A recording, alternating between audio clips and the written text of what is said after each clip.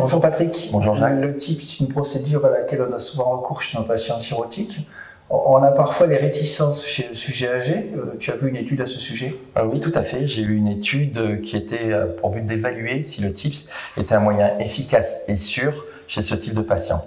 C'était une étude rétrospective sur 3 centres italiens qui incluait tous les patients qui allaient avoir un TIPS et qui ont eu un TIPS. Il y avait 347 patients, le cut-off c'était 70 ans, il y avait donc le bras inférieur à 70 ans où il y avait 252 patients où on notait que dans ce groupe il y avait un Shape-Pug B et C un peu plus élevé et un autre bras de plus de 70 ans où ils étaient 95 patients où ils avaient un peu plus de comorbidité.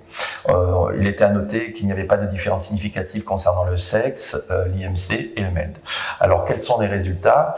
Il n'y avait pas concernant l'encéphalopathie hépatique, et c'était notre crainte, de différences significatives entre les deux groupes. Le contrôle de l'acide et de la détérioration de la fonction hépatocellulaire était similaire dans les deux groupes. Ce qu'il en ressortait, c'est que les seuls facteurs prédictifs de mortalité étaient le score Shape-Pug avant le TIPS et l'indication du TIPS. À noter que dans le suivi, la tendance de survie entre les deux groupes différait après les 5 ans de la procédure, ce qui paraissait logique, parce que dans le groupe des plus de 70 ans, on avait plus de chances de mourir.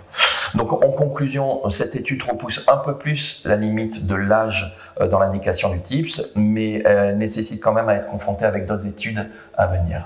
D'accord, mais donc envisageable, même après 70 ans, oui. le TIPS. Parfait. Merci Patrick. Merci Jacques.